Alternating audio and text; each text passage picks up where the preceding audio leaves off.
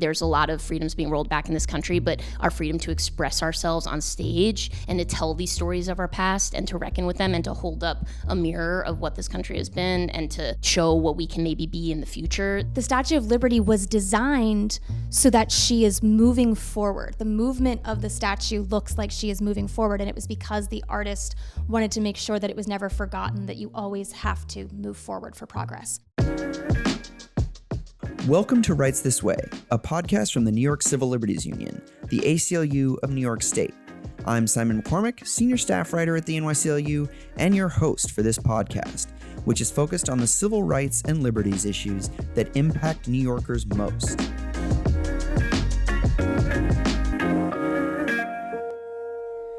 Before we get started, just a quick note that outside guests on this show do not represent the NYCLU, and their views are their own.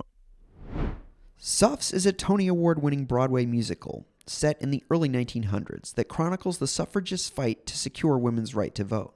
More than a century later, the production's Broadway run is happening at a moment when abortion rights and women's rights more broadly are under attack across the country.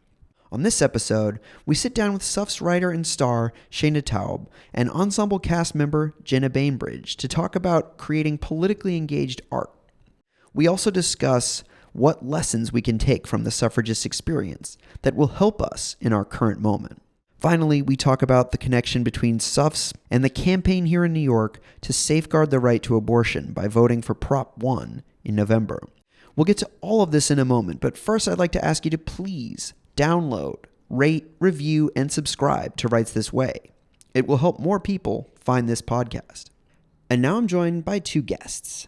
Shaina Taub wrote the music, lyrics, and dialogue, or book in Broadway parlance, for Suffs. She also plays the lead role of Alice Paul in the production.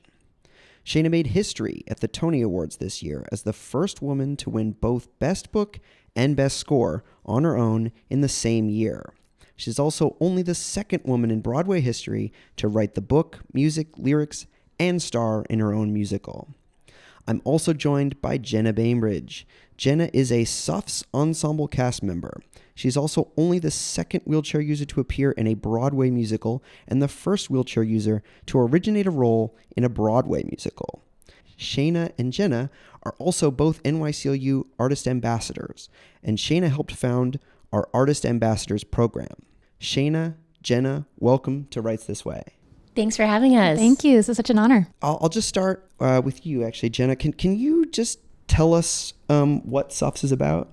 Yeah, so Suffs is a musical all about how a group of women fought for the 19th Amendment, which granted women the right to vote in the United States. And it focuses on some of the power struggles within the movement, as well as some of the generational conversations of how we are always fighting to improve on, our current lives and how the past and the present may come to a head, but how we're always working for that forward progress.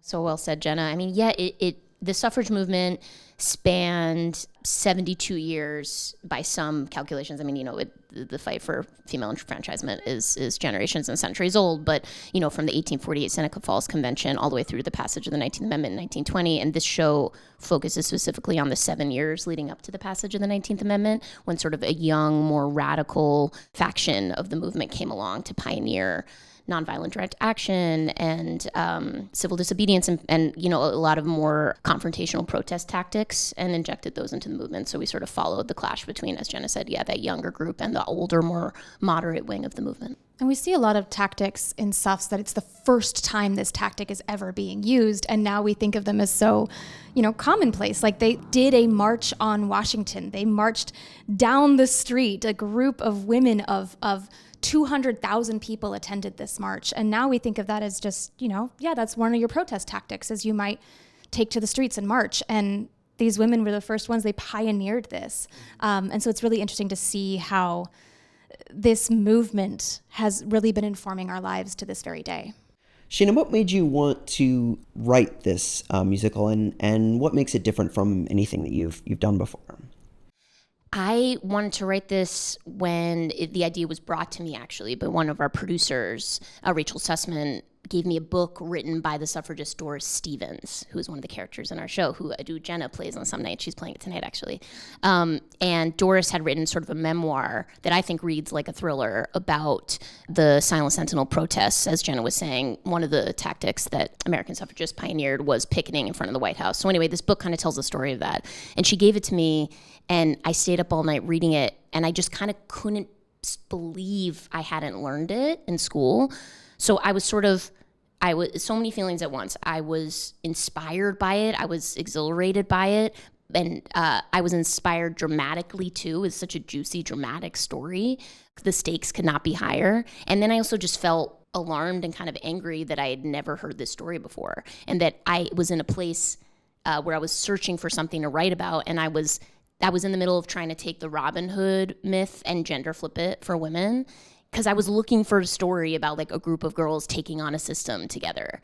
And I think a big revelation was like, oh, I don't need to adapt like a English myth. Like this story is right in my own American backyard, so ripe for dramatization, and sort of shocked that there's a few things here and there, but we have not been, the suffragists are not in our national imagination. We have not been asked to imagine them as flesh and blood people. We think of them as dusty figures, frumpy figures in one page of a textbook on American history, when in reality, these were flesh and blood young women of all ages, but just like Jenna, just like me, just like so many of the girls and women that I know. And so I thought, ooh, maybe theater might be actually the best way to tell this story, because what theater can do is a couple things. It can humanize historical characters. It can invent, emotionalize for them in a way that a history book can, or also like, a statue of a suffragist sort of has to be inherently celebratory. Whereas while I do want to celebrate these women in the show, I also want to dramatize them in all of their flaws and all of their, the good, bad, and the ugly. So it as you can probably tell, it just like fired on all cylinders. And I felt like, how could I write anything else? But it was different than anything I'd done before. To your question of, I had just finished doing 2 Shakespeare adaptations. So I had adapted Shakespeare, I had done some adapting of myth, but this was my first historical adaptation. So it was the first time I was really like diving into research in such a serious way. Yeah, and it's an amazing story. I saw the production last week, so I can personally attest. Yeah, and Jenna, what made you wanna be a part of Suffs?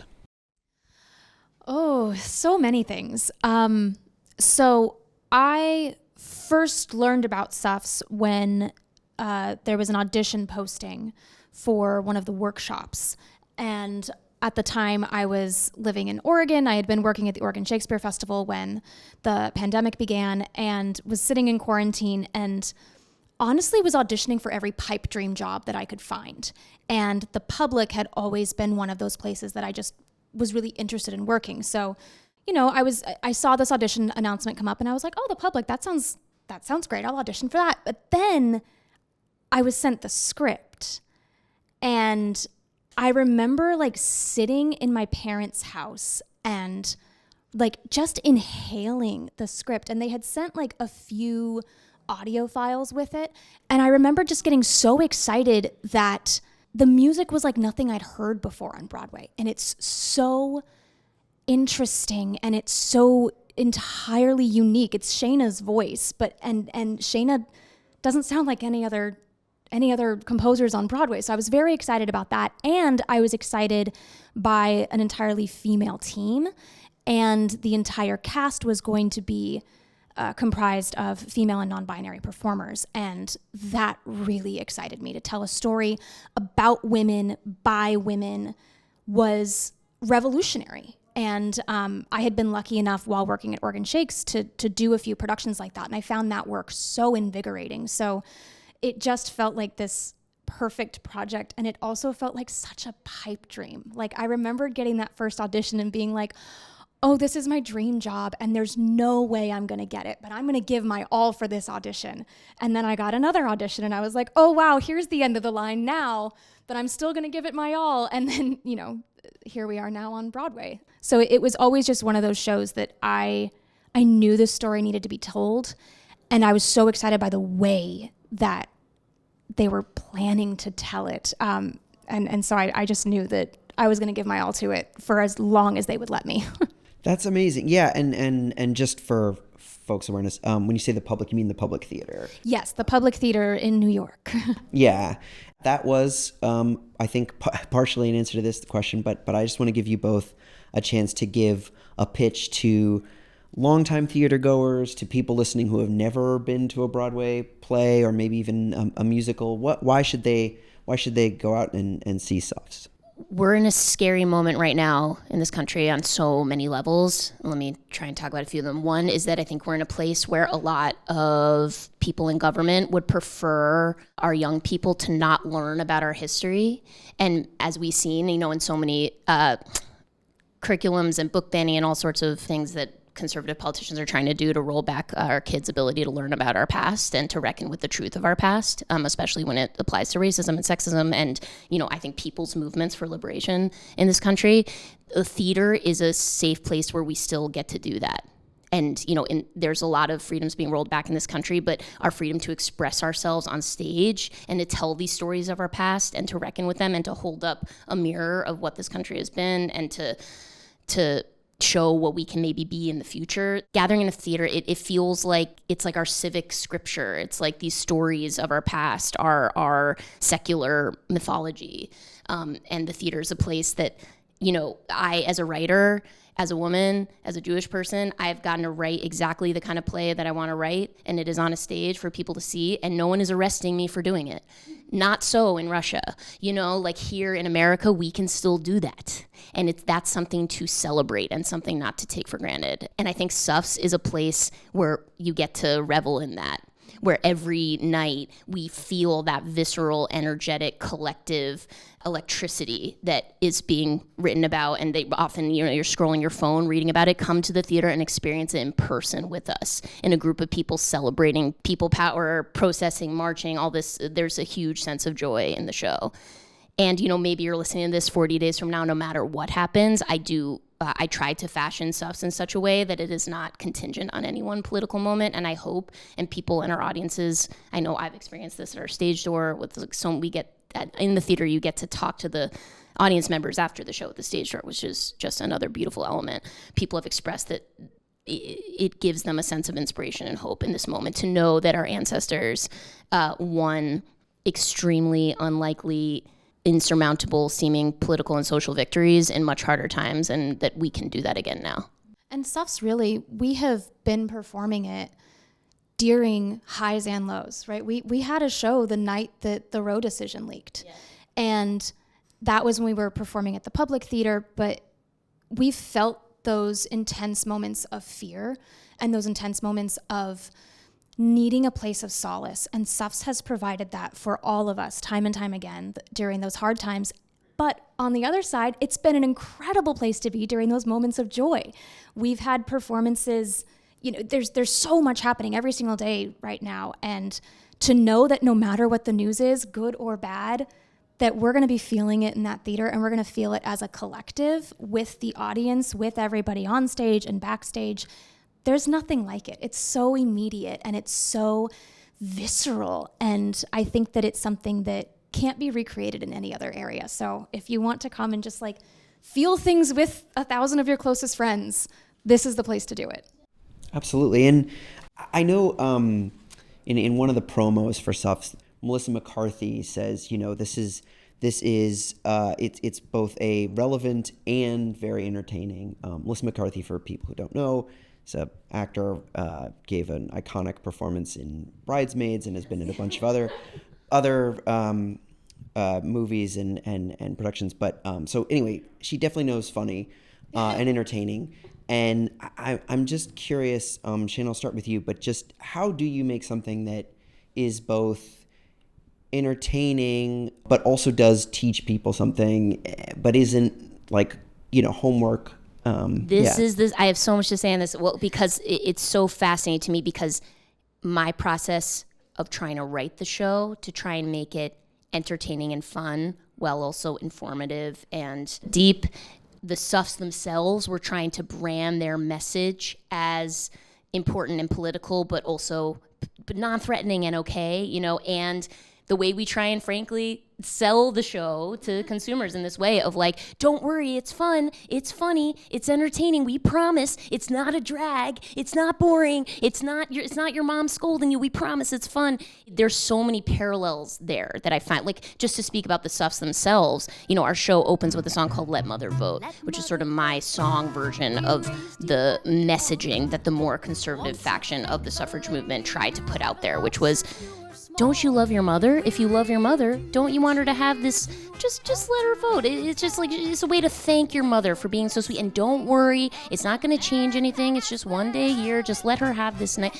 Trying to package and brand female political enfranchisement as something non-threatening, something inherently feminine. And whereas Alice Paul and the younger wing come along and their song is called We Demand an Amendment. We demand equality now. You know what I mean? We don't deserve the vote because we're women. We deserve the vote because we're American citizens, and we're going to stand in the street where we're not supposed to be and demand it. This is tale as old as time in terms of like the division in activism. You see it today in so many contemporary movements that I'm around. Sometimes how do we do a sit-in on Capitol Hill and court arrest to make headlines, or do we lobby behind the scenes and develop, you know, long-term relationships, diplomatic relationships with the legislators and lobby? You know, I feel like every movement has its version of this. And they work together. It's not just that like you need one and that's the right way to do it. Like consistently, time and time again throughout history, like these two movements work in tandem with each other in many ways. Like even though they might disagree with each other's tactics, like you oftentimes need both for true change to happen, because they do work in opposition to each other. But what that means is you've got pressure from two sides. It's such a good point, and that one of my provocations in the show is you need the Carrie Chapman Katz, who was the older, more moderate leader, and you need the Alice Pauls. You need who's younger, more radical. You need the Nancy Pelosi's and the AOC's, you know, and that I think for a social movement to thrive, you need a multiplicity of tactics. But it's funny with Suffs, I think sometimes people who haven't seen the show are predisposed to be like, oh, that show's not going to be fun, like that show's going to be boring. And our need to sort of reassure people that it's fun, it's a double-edged sword, because obviously I'm biased, but I think it is fun, and I want to ensure people they're going to have a good time, but also it's sort of funny, right? I feel like often stories, it's just interesting is there sexism that plays in there? It's a genuine question of like other serious, hard-hitting political pieces of drama, I feel like don't have to reassure their audiences as constantly that they're going to be a good time. Yeah, and another element of the show that I think comes through really well is that everything is contingent, right? Progress is not guaranteed. Things don't move, you know, things don't just get better and better and better as time goes on. We certainly got a reminder of that with the decision to strike down Roe by the Supreme Court.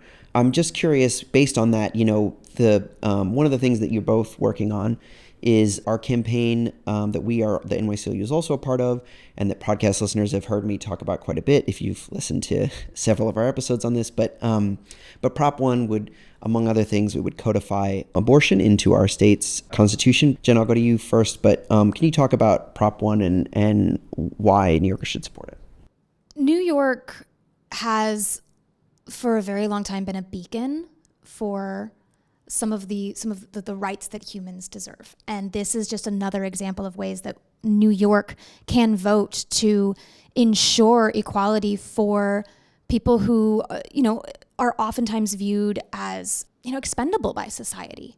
And New York can vote to say, no, we want equality for all, and we're going to make that a constitutional amendment. And once this is a constitutional amendment, it's much harder to take those rights away. And, you know, this would be protecting women and LGBTQ folks and disabled people. And, you know, the list goes on and on and on. But this is about protecting the people you love and also ensuring your own equality and your own safety. And we can be that example then for other states to say, we want to put this into our constitution, our state constitution. And then it doesn't matter who's in office. It doesn't matter who's on the Supreme Court. We, the people, have spoken, and we, the people, have that power. There are more of us than there are of them. They might be our leaders, our elected leaders, but we still have a voice. And if we're voting for this, we are putting our vote into the things that we really care about. I mean, I couldn't have said it any better. Those are such good points. So, New York, we are the home of the Statue of Liberty. This is the home of give me your tired, your poor, your huddled masses yearning to breathe free. This is supposed to be the city that represents equality and justice for all and a safe harbor and all the things. And so I think we need to kind of walk the walk as New Yorkers, especially, as you said, at a time we cannot count, unfortunately, on the Supreme Court to protect these rights on the federal level. I think it's incumbent on the states and a leader like New York to kind of step into the breach and say, we're going to do it here in New York. And I think also set that example of, I'm not a political scholar, so someone fact check me on this, but I think that this would be like the first comprehensive equality constitutional amendment on the state level of its kind in the country. And so hopefully that inspires other states to follow suit. So we have an opportunity to start the trend here in New York. I think it's also really interesting. You mentioned the Statue of Liberty, and I learned this at our stage door the other day. One of our audience members is a tour guide at the Statue of Liberty. And she was telling me that the Statue of Liberty was designed so that she is moving forward. The movement of the statue looks like she is moving forward, and it was because the artist wanted to make sure that it was never forgotten that you always have to move forward for progress. You can never be stagnant. You can never say oh, great, we're the beacon, we did it, we're here. It is always about forward progress. It is always about moving forward, and this is another example of creating that forward progress. Yeah, and it's in the hands of the people. That's what's so great about it being a ballot measure. We get to decide. This isn't, as you were saying, can't be left to the whims of any one administration versus the other. It reminds me of the Suffs. I mean, why they push so hard for a constitutional amendment specifically is how ingrained and enshrined that is. It is really hard to change the Constitution. When they were trying to do that, they were laughed out of town. I mean, it was you want to change the Constitution? We don't do that. But they knew that if it was left to the states, it would not last. Yeah, and I know Suffs has done some work to get out the vote and spread the message you've just both very, very well put out there. I know Suffs did an event in May, the NYCLU Suffs Night. Can you talk about that and any other efforts that Suffs specifically is doing to fight for Prop 1? Suffs is in an interesting position because it is a musical, and it is housed in a Broadway theater. Suffs as a show is nonpartisan. And I think it's really important to also everybody is welcome in our theater. Everyone should feel welcome and represented in our theater. Suffs is nonpartisan. Shaina and I are partisan, right? So we as individuals very much can, say that we are standing for certain issues. And so I think that's an important thing to just be aware of, that we as individuals are supporting Prop 1, not necessarily Suffs the musical. Totally. And it has been a education for me in terms of what is possible at the end of the day. Broadway theater, as wonderful as it is a capitalist commercial venture like anything else. And as much as I just extolled the virtues of it being this haven for civic storytelling, which it is also a business. And we don't own a lot of it. It comes with complications. Let's just put it like that. So, but I've been really heartened by how hard our team has worked behind the scenes, and so much of the Broadway community has tried to come together to do what we can within the environment that we're in to do nonpartisan get out the vote drives. And there's an amazing new organization called Broadway Votes that is a lot of shows, not just Suffs, although Suffs is a big part of it, coming together to make sure people are registered, doing all kinds of activations on social media, and doing some curtain speeches the week of the election. I think it's about really educating people that it is important to vote. And I will forever, I don't care if you're going to vote a different way than I vote. I want you to vote. I want your voice to be heard. I want you to let people know that you care, and that you care about your neighbors. You care about, the future of the country. Whatever you think is best, vote for that. And so I think that Suffs has been doing a lot to really make sure that people are registered, that people know where to vote and how to vote, and, are aware of some of the shortfalls of voting, and making sure that people are exercising their right in the best way they can.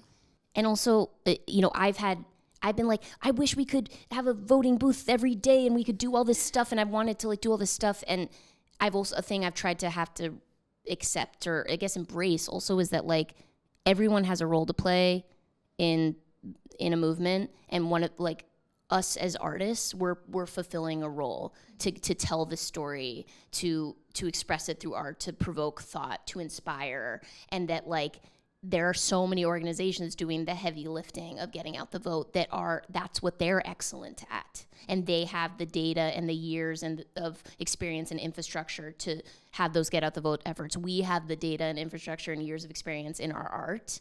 And so we are bringing that to the table, and that counts. I'm just speaking for myself. Like I've had to be like, I'm not doing enough.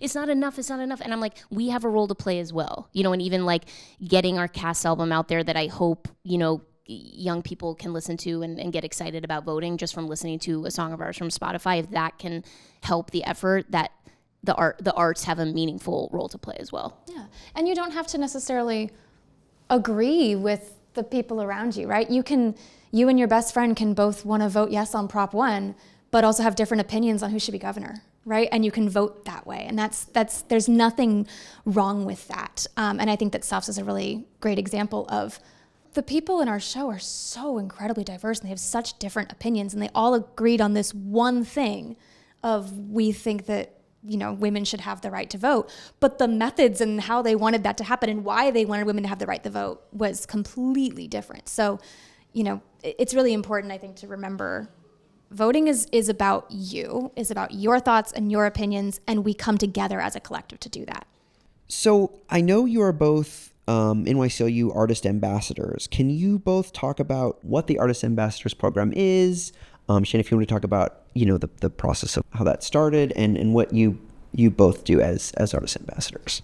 Yeah, well, it was sort of born out of the Sing Out for Freedom concert, which used to be the Broadway Stands Up for Freedom concert that I think is almost 20 years old at this point, if not longer. I've been involved in for many, many years. And there was always kind of a group that came together to sort of curate and plan that concert. And in the pandemic, I asked Donna Lieberman, who's the executive director of NYCLU, what if we kind of activated that group a little more just beyond the annual concert? What if we made some sort of like year-round programming and organized artists to amplify messages for the NYCLU? What would that look like? And over the last, 4 years, we've worked to plant real roots for that program and grow it. I'm co-chairs for it with Ariana Afsar, November Christine, and Nick Caicedo, and the amazing Ari Conti has also shepherded the program with us. And we tried to, it's about right now 50 artists who all have made a commitment or a pledge to use their platforms to amplify messages and campaigns for the NYCLU, also have made a commitment with their time sort of to be an ambassador. You have to sort of pick, you can pick from a variety of options to engage. There's showing up at in-person events and other things. And what I've loved is we've really gathered together as a group to do a lot of just good old-fashioned organizing. Like we went on a lobby day to Albany. Jenna and I went together we got up at 5 a.m. and got on a bus and did an all-day lobbying day, which was my first lobby day. Which is amazing. It's so fun. They don't tell you that anybody can just go to the Capitol and lobby. Anybody can go. And what an incredible thing to actually see how the government works and how important we, the individuals, the voters, are. Like, it was such an eye-opening experience. It was, and it was just like, this is democracy in action. This is what we're there in Albany in this giant like underground tunnel. There are all these different groups from different campaigns. We were there for New York for All, for protecting the rights of immigrant New Yorkers, and it was like, this is what it should be. It's like we elect the officials. We are the people. We're going to come. They hear from us. Yeah, so it was nice. It just was to go with a group of people to spend the day and to get to know each other on the bus and to talk to legislators and to come at it from the perspective of artists, who I think one of the reasons I was passionate about organizing artists is because I think artists are naturally good organizers, social and political organizers, because we know how to tell a story, we know how to give a message. Or even just getting character for it. Yeah. I have to put on the character of I am an extrovert, comfortable talking to strangers, but we can do that as artists. Totally. We're able to kind of get into the character of what am I talking about today? And it's things that we truly believe in, but we're able to approach it with many different tactics that, artists are just naturally good at doing that. It's a great point. Yeah, we're people. So we've done that. We've lobbied. We've marched for the past couple of years in the Queer Liberation March with the NYCLU Artist Ambassador contingent.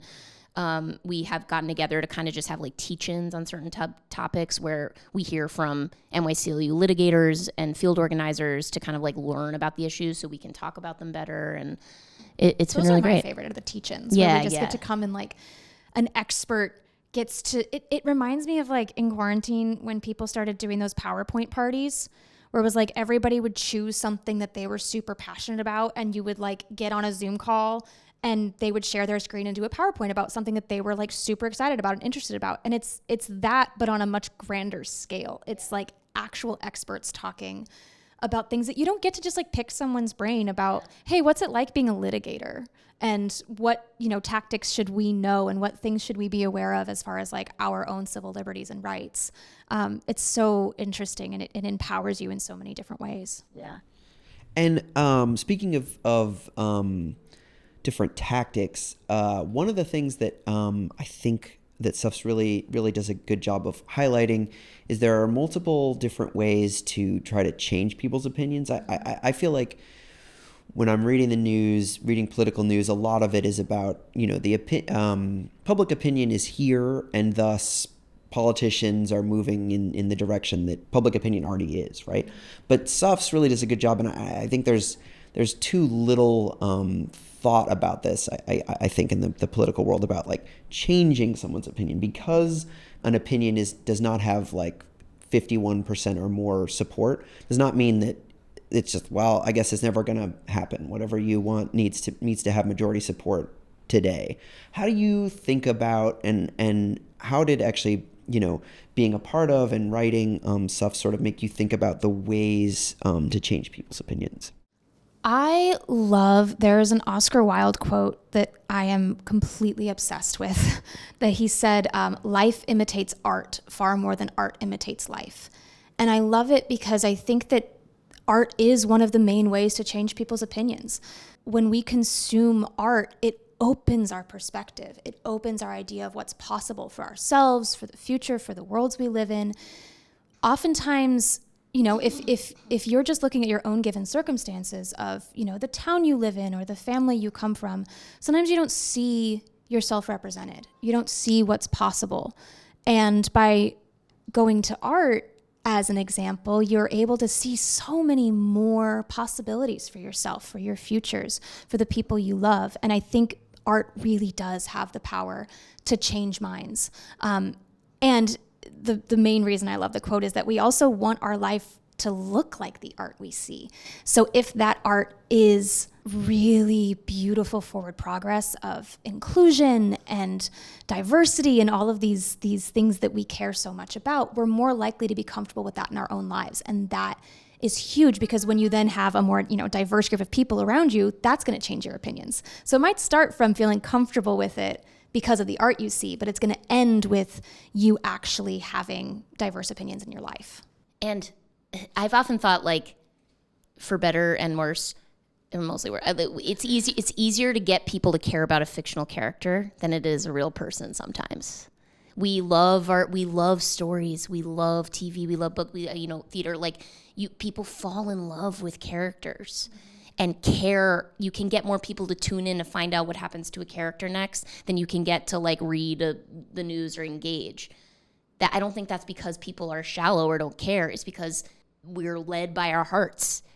So art is an amazing place to kind of Trojan horse in some of that stuff, because like maybe I live in a rural county, maybe I'm raised in a kind of conservative place, but on the TV show I love, there's a trans character who I love and I'm worried about, and I'm rooting for them and because it's amazing writing or amazing acting. And then I'm like, oh, they're not some thing that's been demonized for me by politicians. They're a real person just like me. Or you may be someone who thinks that feminism is scoldy and naggy and not for you, or as maybe a guy, maybe like, I don't know if I want to say I'm a feminist, I don't know what that, but hopefully maybe you come see Suffs and you see a character like Dudley, who is a man, kind of like awkward guy who with a good conscience who changes his mind. And I put him in there because I hoped that for men, I don't want only women to feel like seen by Suffs. For like you might sit and watch them and be like, oh, I want to be like him. I don't know about this. I want to be the ally. Yeah, I want to be. I also like that it just a humanity first. So I think that the arts is my friend Ari Afsar, who's one of the co-chairs of NYCLU Artist Ambassadors, likes to say art changes culture and culture changes policy. That I think that like we have an opportunity to humanize the issues for people. Is there anything else that either one of you would like to say on anything we've talked about, or anything else? I'm just so excited that so many of these issues are being talked about, that people are able to like hear lots of different opinions about like why Prop 1 matters. Because I think that, when it's just if it's just on your page as you're voting, you might not really think so much about the big picture. And I love that we're getting to have these conversations that zoom out. It's not just words on a page. It's your civil liberties. It's your freedom. And how incredible that in this time we have the ability to, with our little pen in our voting booth, say that we care about that.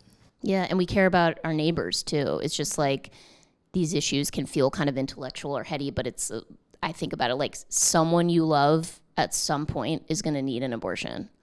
And wherever you are in your own life, religiously or politically, think about someone you love in your life who needs healthcare at an important time.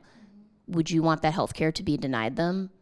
And like this is an opportunity for you to say, hell no, I'm not going to let that happen to someone I love, and I'm going to make sure that everyone I love in this state is going to be able to get the healthcare they need when they need it. And we get to do that as citizens of the state. Yeah. And as a disabled woman too, it's always so empowering for me to see any kind of legislation that is protecting people with disabilities. There's remarkably little legislation actually protecting people with disabilities. And so it's anytime I see a constitutional change that says like we are going to make sure that people with disabilities have equal rights, that's huge, because disability is something that can happen to anybody at any time, at any moment. And you should have the right to be protected, to keep your job, to keep your health care if you become disabled. And, Prop 1 helps to ensure that happens for New Yorkers. Well, that is a beautiful place to end it. Thank you, Jenna and Shaina. Thank you so much for doing this and for talking about Prop 1 and Suffs. This was great. Thank you. Thanks for having us. Thank you so much. Yeah. Thank you for listening. You can find out more about everything we talked about today by visiting NYCLU.org. And you can follow us at NYCLU on Instagram, Twitter, and Facebook. If you have questions or comments about Rights This Way, you can email us at podcast@nyclu.org. Until next time, I'm Simon McCormack. Thank you for fighting for a fair New York.